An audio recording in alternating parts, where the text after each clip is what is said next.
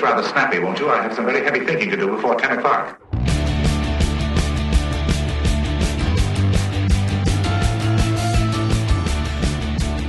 Hey, welcome to another episode of Get It Right Texoma with the trio, Mike Hendren, Terry McAdams, Trey Sralla. Thrilled to have you with us. Our mission here is to inform and entertain you, our audience. So thrilled I've got goosebumps. Well, I'm telling you, just tingly all over. Or even worse, goose pimples or goose flesh. That just sounds horrible. Goose flesh. Flesh. That sounds like something you need an antibiotic for. Yeah. We focus on events and news here in Texoma, hence the name, Get It Right Texoma. We do also throw in some regional and state and national news from time to time. We've got a lot of interesting guests that will join us from time to time. And hopefully they and we give you a unique perspective on everything that's going on around us here in the area. So thank you for taking the time to listen to us, watching us on YouTube, however you get the show. We do want you to like and share the program. And share it on your social media platforms. Help us spread the word about the show and get the word out. Very important. Yeah, in Texoma area, if you're not from this area, Texoma we're on the border of Texas and Oklahoma. We're in Texas, but we're about 18 miles from the Oklahoma border. Mike actually lives about 2 miles or 3 miles from the Oklahoma border. I'm probably about 2 miles out. You almost hit it with a rock. Just pretty close. And Wichita Falls is also unique because, unlike most county seats that are kind of somewhere in the middle of a county, Wichita Falls is in the southeast corner of Wichita County. Yeah. So you actually have 3 counties, the Tri-County area, Wichita, Archer, and Clay County all converge pretty close to Wichita Falls. They do. Yeah. And so like Terry and I, for instance, both live in Clay County. Yep. You have a Wichita Falls address, though, don't you? Right. Yep. And I have a Wichita Falls address. Yeah. You can live in Archer County and have a Wichita Falls address. Mm-hmm. Yeah. And you're not in Wichita Falls. You're outside the city limits. Yeah, and it's just you go south, and you're in Archer County without. Well, put it this way. If you're at Memorial Stadium on off Southwest Parkway, and you drive there's a certain direction you can go to Memorial Stadium. I can go to my house, and I'm starting in Wichita County, drive through part of Archer County, and end up in Clay County. Yeah. on a 20-mile drive, you're in 3 counties. Yeah. All right. Which that's unusual in Texas. It is. I mean, you go into some parts of the country, you can be into 3 states in 20-minute driving. Yeah. But you go up into the Northeast, and you can do that. But here in Texas, usually 20-minute drive, you can't go. You could go to maybe one other county, but you're not going to go through 2 or 3 counties usually. There are a number of states that would fit inside Texas with room left over. Well, that's how big this state is. Well, the entire United Kingdom would fit inside Texas. Yeah. So, England, if you're thinking about starting another war, think again. And by the way, you have the British Isles and the United Kingdom and Great Britain. They're all different. Mm-hmm. So, Great Britain is England, Scotland, and Wales. Yeah. It's the 3 countries that are attached. Yeah. The UK is England, Scotland, and Wales, plus Northern Ireland, and some of the British Isles, the Shetland Isles, the Isle of Wight, and there's tons of isles off the coast of Scotland and stuff. So all that landmass would fit inside Texas. Wow. Yeah, don't start nothing. There won't be nothing. There you go. Okay. All right, what we got going on around here? Camp Riverbend. Camps are. Excuse me, Mike. Will you please read the prompter properly? What does it say? Yeah, I just made a last-second change. What did you? What? It doesn't say Camp Riverbend. It says Camp Riverbend. Oh, well, that I was talking about something else. No, yeah, I mean, exclamation point. Yes. It does. Well, Camp Riverbend. Yeah, there you go. Sorry. Camps are. Get excited. Come on, man. Camps are Monday through Friday from 8:30 to noon. Camps for ages 4 to 11. It's $100 if you're a Riverbend Nature Center member, $110 if you're a non-member per child per camp. That's for the whole week too. That's for the whole week. Yeah, that takes care of everything. And I bet they feed them too or something. Give them a snack. I'm sure there's some sort of snack Throw involved. them some crumbs, whatever. Round steak and white wine, bologna and water. Yeah, possibly. Yeah. When I was in Boy Scouts, we're gonna eat round steak and white wine tonight. Bologna and water. Yeah. If you pretend hard enough, you can do that. Okay, so anyway, Riverbend Nature Center. For those of you that don't know, Really cool nature conservatory that sits just adjacent to Lucy Park here in Wichita Falls, kind of in the middle of the town. And a really wonderful facility and a great place for, the kids to go hang out for a week and learn something. So, yeah, get your kids out. Don't let them sit around and play video games and just watch TV in the summer. Let them do – I mean, it's okay to do some of that, but let them get out and do some of these things. There's several camps. There's a lot of activities in Wichita Falls, so get your kids out and get them involved in something. Now, if that doesn't suit you, there's also Campfire Day Camps, which is June the 10th through June the 28th. It's a Monday through Friday program for 1st through 8th graders. That's what it's for. $150 per child. Real quick, I'm sorry. And you can be going into first grade.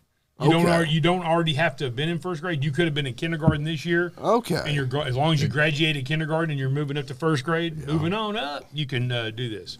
Graduated. Yes. Right, graduated. Just like Jethro. Graduated 3rd grade. I love it. It's Jethro. Yeah.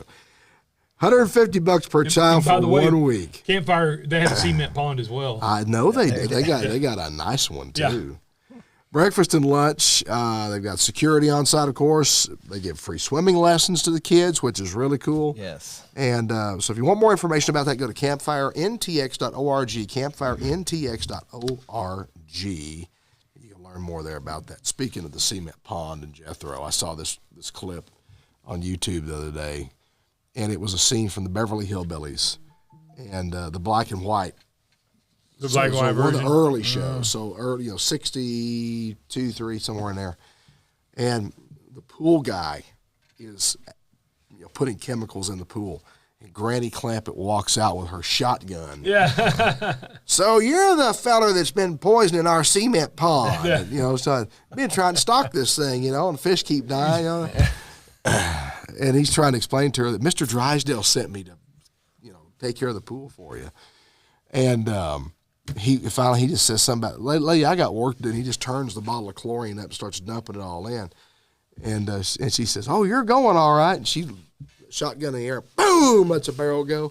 He jumps over the shrubs and she lets another barrel go. And you couldn't put that show on TV today. No. I tell you, there's a lot of memorable scenes. My favorite is actually in one of the movies. The movie was dumb. Yeah. But there was one of my favorite parts is when they're going to town, and Ernest P. Worrell was Jethro, or not Jethro, was Jed. In the movie. In the movie, yep. Yeah. And they're going in, and they're going through Los Angeles, and some guys show up in a lowrider, and they're looking at him, and the guy pulls out his gun and shows him his, he got a revolver or something. And he goes, that's a really nice gun. This is one I carry. He shows him his shotgun. The guy goes, go, go, go. Well, it's like what the Australian, that's not a knife. Oh, yeah. This is a knife. Yeah. Crocodile Dundee. Crocodile Dundee, yeah. There we go. Yeah. So in that movie, in the Beverly Hillbillies movie, Buddy Ebsen, who played Jed Clampett in the TV show, actually makes a cameo appearance in the movie, but as Barnaby Jones, which is another character he played on TV a few years after the Beverly Hillbillies. I'm glad he made a cameo as opposed to the Scarecrow or the Tin Man. That paint messed him up the first time around. Yeah, exactly. Yeah. Yes, Buddy Ebsen was originally cast to be the Tin Man on The Wizard of Oz. Yep. He had an allergic reaction to the aluminum paint. Yes. And it nearly killed him. He was very sick. There is video of Buddy Ebsen was an accomplished dancer. Oh, yes. And there is video of Buddy Ebsen doing a jitterbug. I think it's a jitterbug in the Tin Man paint and stuff. It just never made production, but there's still some video out there. It's grainy, but it's still out there. Didn't know that. Yep. A long time ago, 1938 or 39, something like that. So, all right. Well, let's talk about what's happening around here. On Tour's new live music venue. This is located at 1200 Scott. This would have been Collins Motor Company at one time. Right, which is kind of right down. It's past the middle of Scott Street, but not too far past the middle of Scott Street. Yeah. It's down about 10th Street, 11th Street, something along those lines. Yeah. This is going to be in that area, a block or two over from the old Times Record News building and in that general area. On the same side. Same side, yeah. And but anyway, this is going to be a new live outdoor music venue. I've actually talked to the guy that's in the process of helping them get all these shows organized.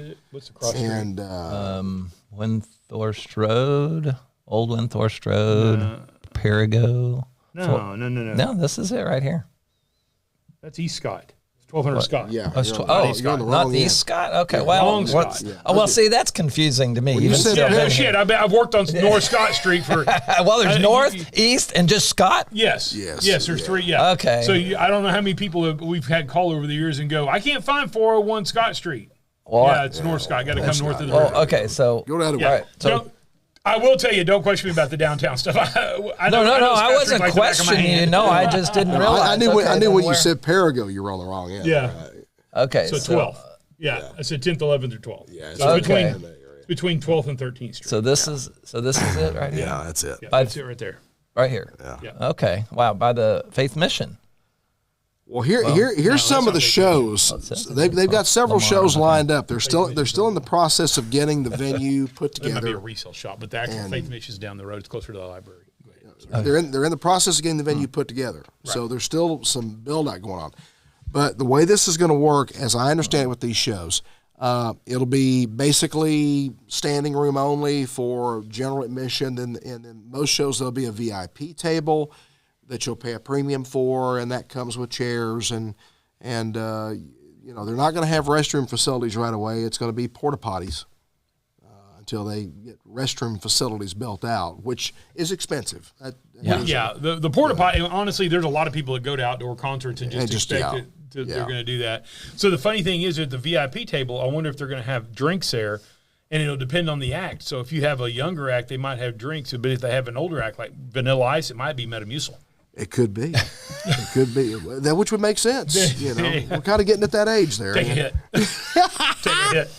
Passing the Metamucil bottle around. August 24th, they've got Pat Green. September 7th. Long live Texas. Pat Green's good. He's good. I like him. Pat puts on a good show. September 7th, Vanilla Ice. Who I know Trey is chomping at the bit to go see Vanilla Ice. Lame baby. Dun, dun, dun, dun, dun, dun. I don't write my own songs. Dun, dun, dun, dun, dun, dun. September 27th. Every time I hear dun, dun, dun, dun, dun, dun, I hear under pressure. Dun, dun. Here's artists. Here's an artist rendition of the what facility. the venue's going to look like. Yeah, that's Queen. interesting. That song was a Queen song called Under Pressure. September 27th, they're going to have Sam Riggs. Never heard of him. And then October 18th, the Eli Young Band. So they've got shows lined up into the early fall, and it's going to be it's going to be a great little venue if this all comes together. It really will. And by the way, I'm not poo-pooing the fact that Vanilla Ice is coming. I know there's a lot of people like him, and I'm really glad that an artist of his stature is coming here. I personally don't care for Vanilla Ice and Vanilla Ice's music, but I will tell you, I do have a lot of respect for Vanilla Ice, the person. He's turned into a contractor. And he's had a couple of shows where he actually does contracting and stuff like that. So as a person, I do have quite a bit of respect for him, what he's done in his professional life. I just think his music's lame. Yeah. Well, it's rap. Is it really music? Yeah. Yeah. I mean, the old tough guy shit gets on my nerves. Guys like that, it's like, come on. Yeah. Just because you have a few tattoos and a tap-out shirt on doesn't make you a tough guy. Well, I mean. Come on. Yeah, that's just not the essence of toughness. Yeah.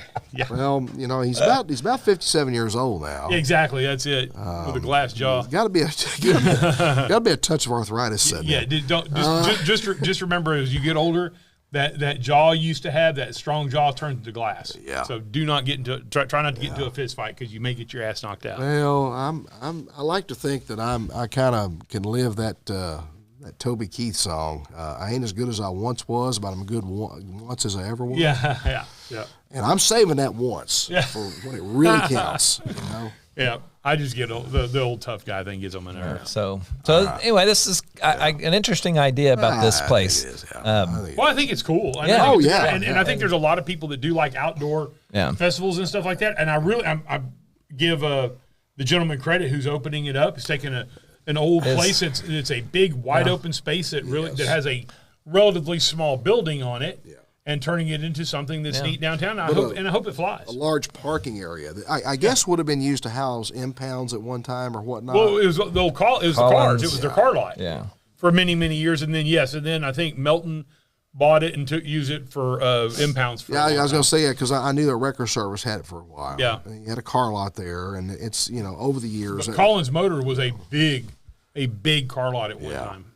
So okay, I'm glad to see somebody doing something with it, and we wish them all the success in the world. Absolutely. And I think there is a shift now toward preferring outdoor concerts as opposed to indoor. There seems to be an audience shift in tastes and preferences for that. You think about it, it's you are weather sensitive, but as far as from putting something on, you can put an outdoor concert on a lot cheaper than you can an indoor concert. Oh, so sure. So the access for audience members is probably a lot lower because you don't have to heat and air condition and things like that. You just have to worry about the weather. True. But frankly, in Wichita Falls, you can get rained out, but it's lately. not. Yeah, lately you've had a lot, but it's unusual. But we don't have a lot. Springtime is. It's in the Northeast or England where it rains. Every other day. Well, there's a good chance in August and September in Wichita Falls, Texas, it's going to be hot and dry. It's just it's hot. It's going to be dry and it's going to be hot. It's going to be hotter than hubs of hell out there. It will be. Yeah. Speaking of rain, by the way, saw the other day we had in Wichita County about 22 inches of rain. And this is June since 5th today? Since the beginning of January. So for the calendar year. Okay. For the calendar year thus far. Or June 6th, whatever day it is. We've had June 6th. So it's been it's been a wet year so far, which we're thankful for. Absolutely, you don't ever get upset about it getting rain around here. We're thankful for it. We'll see. And by the way we talk about this, or by the time we talk about this, City Council may have talked about restrictions, so we're not going to take any guesses on that. By the time you see this, that may have already happened, but we'll have an opinion on that when it comes out. The most expensive race for a House seat in Texas history. We kind of touched on this the other day, but not the dollars. So how much did this? Now we're talking about the Dade Phelan runoff? That's correct. Well, the Dade Phelan race. Dade Phelan is the current Texas House Speaker. Yeah. And he is not been, he's kind of what they call a Main Street Republican or a traditional Republican, very business friendly. Yeah. Not towing the line on school vouchers and some of these more right type things. He's not a liberal. I know people call him a liberal. He's not a liberal at all. But anyhow, so the estimates are that more than $8 million was spent on advertising just in the runoff. Wow. And that the total number for the primary and runoff was over $15 million. This is not for a national race. This is for a district race, House race in the state of Texas. That's right. And there's what, 160, or how many House members are there? 83, whatever the number is. 83 or 85. Something like that. 80, something like yeah. that. So that's what I'm saying. I mean, we're not talking about, like you said, we're not talking about a national race. No, we're talking about no. We're talking about in political terms a very local race. You know, his I don't know how big his district is. He's down by Beaumont, so it's okay. Let's say there's 1 million people that live in his district. I really don't know. Let's say it's 1 million people. That's a lot of money. Oh, yeah. Well, a lot of money. $15 million, and you're talking. Let's say there's 1 million people. This is 2022 though. Is 20 up? This is an interesting website I just kind of ran across. Follow what's been spent though. Right, no. Well, that's true, but still, he raised in 2022. This isn't even this current. Right. 10 million. I don't know that he had he might have had a war chest going on. Right. Yeah. Right. Well, he got was 750,000. No, that was Hagenboo. Got 750,000. Oh, that's right. That's right. Okay. Yeah. This. I just brought this up because it's an interesting thing that the estimate is that over $15 million was spent. That's incredible. On one Texas House race. Yes, absolutely. That's the point. Yeah. Not just Dade Phelan, but all the parties. He defeated David Covey by only 366 votes. That's a lot of money for that much of a squeaker. Yeah, and I think Phelan spent I think they said he spent about $12 million, and the other guy spent about $3 million. But the other guy did have endorsements from Trump, Abbott, Patrick, whole slew of people. So the other guy arguably had some big donor dollars float his way. I'm sure he did, just because of the endorsements he got. Yeah, absolutely. So, By the way, real quickly before we move on, this is the 6th, June the 6th today, and it's actually the 80th anniversary of D-Day. Oh, yes. Yes, it is. I know you're not going to see this today and all that. Yeah. I've traveled a lot in my life. If you ever get a chance to go to Normandy, to go to Omaha Beach, I'm getting chills talking about it, guys. Yeah. I'm not joking. I know I joke a lot, and I'm not joking right now. It is one of the most moving experiences you'll ever have. Yeah. You sit there, and when you stand up at the top of the cliffs and you look down at the beach, and you see how steep the cliffs are and how far it is, and you think that our guys had to go up that in the face of machine gun fire and people trying to kill them. And then you get to the top, and there's this wonderful museum, and you look out across there, and you look out across all of the crosses and some stars of David that are out there where all the men are buried. It's just it brought me to tears. I mean, it really did. It's and it's very moving and touching when you think about it. So if you do get an opportunity, and by the way, you always hear the thing, French people don't like Americans and this, that, and the other, and there's probably is some truth to that. And there's some rude French people, but when you're around that Normandy area, when you drive in those little villages, one of the biggest things you see is every town square, they have an homage to the American soldier. Yeah. To this day. Yeah. Because those people know they were going to be speaking German. Had the Americans not come in. Had the United States not entered World War II, the outcome could have been very, very different. Yeah. And I know in Europe, I'm sure the English and others probably like to feel like, we were already in the war. We fought. Had the United States not entered the war, you would have lost. Oh well, and they know that. You would have been anybody who's got any sense and who from England. In fact, another kind of touching moment. I was on the Isle of Wight in England, and there's actually a D-Day museum there as well. Yeah. And that was the first time I'd ever gone to England. I went to that museum, and it was just my daughter and I, and there was an older gentleman, and we were walking through the museum, and I was explaining to my daughter what a ration book was. I had a ration book. And the only reason I knew about it was because my grandmother, my dad's mother, had a ration book. Yeah. Of course, the English ration books were much more strict than the American rations. Yes. So I was explaining what a ration book was to her. She was 7 years old at the time. And this older gentleman walked up. He heard us talking, and obviously we're Americans. Yeah. And he was an Englishman. And he said, he started telling the story. He said, I remember my rations. He said, and he told me, he said, I was alive. I was a child during World War II, and looked at his age. He had probably checked out. And he remembered his rations. And he said, I got like 2 sweets a week, 2 rashers of bacon, 1 egg, yada, yada, like that. And he said, if it hadn't been for the Americans, England would have fallen. Oh, yeah. So. Yeah. I had 3 uncles. My uncle Calvin, who was the youngest of his family, he was in the Battle of the Bulge. Mm-hmm. Brutal battle. Very brutal. 2 of his brothers took part in the D-Day invasion. One was at Normandy, and one was at another location. I can't remember which beach they were, but anyway, they landed. Well, I guess they're all the beaches are at Normandy, but they were. Yeah, Omaha Beach. One was at like Omaha Beach. One was at Utah Beach. Yeah, there was a lot of different beaches. So anyway, they were in separate units, separate commands, and they landed in separate areas. One of the brothers, he ended up losing an eye due to a wound he suffered in the invasion, and they all got back home, intact and alive. A lot of stories that they didn't share for a long time after that. Just couldn't talk about it. The horrors of war. As they got older, they were more willing to talk about the experiences and how it unfolded for them. Right. And some of the stories are. I'm going to tell you this. I think, especially here in America, Hollywood has really, over the years, with the exception of Saving Private Ryan, Hollywood has really overly romanticized World War II. As much of a fan as I am of John Wayne and his work, his war movies were not a true reflection of what happened. Of course not, yeah. You couldn't produce that. You weren't allowed to produce stuff that graphic back in those days, number one.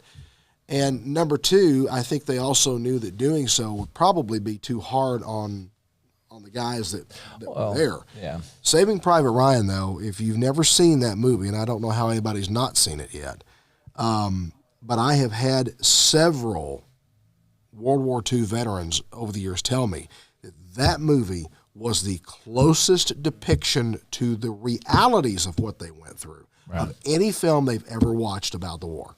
Right. That one was this close to being exactly spot on. Well, and the fact that the technology is available to recreate the sound and everything like that, because you're in a theater and it's all over. It's not sitting in a black and white TV, even if they did show it back in the day. Even with Star Wars, even Steven Spielberg, even with that, even back then, it was pretty cool. Yeah. But the fact that we have how many speakers in a theater that can recreate all of that, and we actually in our homes probably have better than what we had back even when in 77. What we have in our homes is better than what John Wayne movie at the movie theater is going to be. Now, did I say that? I just said Star Wars. He didn't do Star Wars, did he? No, I know. George Lucas did. George Lucas. I'm sorry. I wasn't going to correct. I'm not a corrector. No, that's all right. No, I realize that. I know, but you went. But I don't want to be stupid. So anyway, sorry. No, you're not stupid. I knew that, and we all knew what you. I think we knew what you meant. I was just like, I'm not going to. But anyway, the technology, regardless of sound and everything, that's the point. But if John Wayne had played Obi-Wan Kenobi, how cool would that have been? Well, Darth Vader, I'm going to kick the shit out of you. If you strike me down, Pilgrim, I'll become stronger than you could even possibly imagine.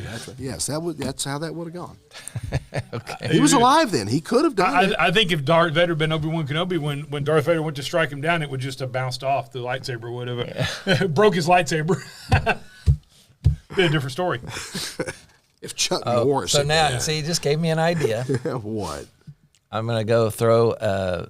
Give me a scene in Star Wars and say that and tell ChatGPT that the Duke was playing Obi-Wan. Is that what? Obi-Wan? I'm going to do that now. I'm going to have to write that down. Because in the original, in A New Hope, the first film in the whole series, Obi-Wan was an old man at that point. Right. He was an old guy So we're gonna. Okay. All right, John. First movie, but it was the third in the series. Yes, that's chronologically. Correct. Chronologically, yes. And now Disney has just totally screwed it up. Fourth in the Falls Freedom Fest details have been announced. So this is the city's 4th of July celebration.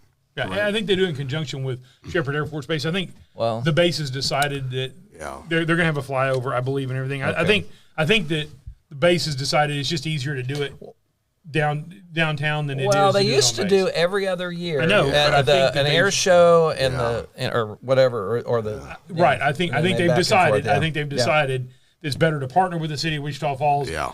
Because on the base, I mean, obviously you have security issues, and I mean, I think it's just. I think Shepherd Air Force Base decided, hey, let's just partner with the city of Wichita Falls and do it. Yeah.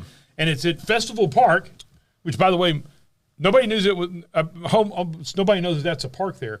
There's a little strip of land between the Impact and the Coliseum.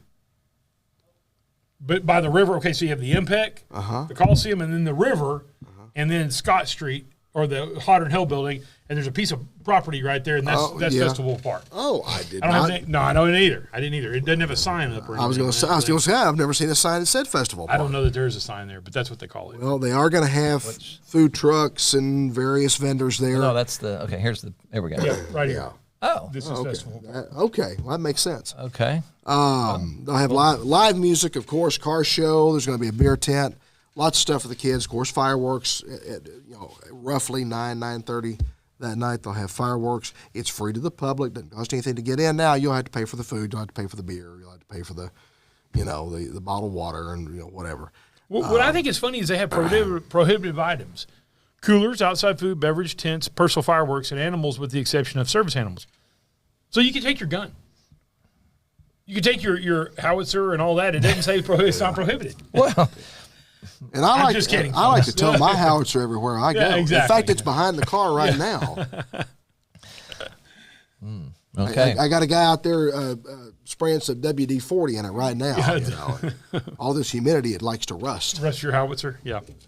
So anyhow, but there's going to be a national anthem, a flyover, so it is in conjunction with Shepherd Air Force Base. I don't think the city of Wichita Falls is going to fly their own planes. No, I really no. But there's going to be a headline band. I don't know who the headliner is. We'll try to find out. I've already reached out to Chris Horgan, public information officer for the city. I have not heard back yet. Okay, but I've already Google searched it. That's nothing. No. It says it's last year's. Oh, yeah, it shows last year's headliner. But I'm guessing it is going to be on the 4th. Yes. Okay. Which is a Thursday. On the 4th. Okay. All right. Well, I know we need to wrap up here, I guess. But by the way, real quick, just a quick tip: if it's going to be really crowded over in that area, Eddie Hill's Fun Cycles, we have a lot across the street from our store. It's an empty lot between us and the haystack. Great, we love having that neighbor. But you're welcome to park there and watch fireworks. You get a great view right there because you're not. You can see everything, and the fireworks are right there in front of you. So. Right. All right. Terrific. Well, I want to mention real quick here because you've got this on the list here, and I think this is timely. We're recording this show on the 6th. Tomorrow, June the 7th, they will broadcast the last episode of the Wheel of Fortune with Pat Sajak as host. Yeah. He will officially be retired after 43 years. Wow. It's a long time. 43 years as the host of the Wheel of Fortune. I don't think Vanna's hanging around either. I think she's sayonara. So anyway, but that's a pretty storied career. Not many people in any form of the media, any genre of the media, stay in the same position for 43 years. No, that's not in news or entertainment or anything. I mean, and arguably this is entertainment. But you think about this. This is 43 years, a pretty rigorous taping schedule. You know, they probably tape 5 or 6 episodes. Yeah, they probably call game taping them, I think, is what they do. They usually they'll tape like 2 or 3 days a week, and they tape a bunch of episodes, and they have long weekends and stuff like that. Right. Yeah, so, I mean, this is a pretty rigorous schedule to keep up for 43 years. Wow. A long time. In the same position. So, and I like Pat Sajak. And they don't do reruns, do they? I mean, they do. I'm sure they do. Oh, sure yeah. Well, you think? Oh, they rerun the probably whole over the season. summer. Well, they take a summer hiatus just like everybody else does, and I'm sure they do run. I think it's in the game show network and all that. You probably could see Pat Well, Sajak from 1985. Well, no, I know those are, but I mean, that's more in syndication, I guess. Yeah, but I think they probably do some. They probably rerun the shows in the summer. I mean, they don't work year round. I love watching Game Show Network. My favorite is the old Match Game. Oh yeah, I mean that show was borderline risque for its time. And what's the magic word? Whoopee. Make whoopee. Yeah. And by the way, there's a very famous one, and if you go, I'm not going to talk about it here, but go look it up. The question is, what's the strangest place you ever made whoopee? And is that the dating game? That was the Match Game. Or the newlywed? Okay. Was it Match Game or no? I was thinking back. I'm sorry, that was a newlywed game. I'm wrong. Yeah, you said the Match Game. I thought newlywed game. Well, there's still all of them. Yeah, they were all pushing the limit back in the day. That was today it'd probably be whatever. Yeah, and who was the center square? Oh, Paul Lind. You're thinking Hollywood Squares. You're thinking Hollywood Squares. Oh, okay, yeah, and the confirmed bachelor. You know, yes. Paul Lind. He's a ladies' man. He's a confirmed bachelor. Nobody can hold him down. one of my favorites from Hollywood Squares with Paul Lind. I can't remember the host's name. I can see his face, but I can't think of his name. He says, according to the food critic for the Dallas Morning News, why would someone need to pound meat? And without missing, and of course the guest selects Paul Lind, and without missing a beat, he goes, loneliness. And on that note, we will say farewell. Thank you very much for joining us for this episode of Get It Right Texoma. It's brought to you by Eddie Hill's Fun Cycles at 401 North Scott, downtown Wichita Falls since 1966. Find them online at eddiehillsfuncycles.com. MacTech Solutions, 4020 Ray Road here in Wichita Falls, Suite 3B. MacTech-Solutions.com. We record this podcast in the MacTech Solutions studios. And also Lolly and Pop's Sweet Shop, lpsweet.com. And on Facebook, Lolly and Pop's Sweet Shop. Till next time, folks, take care. We'll see you on the road.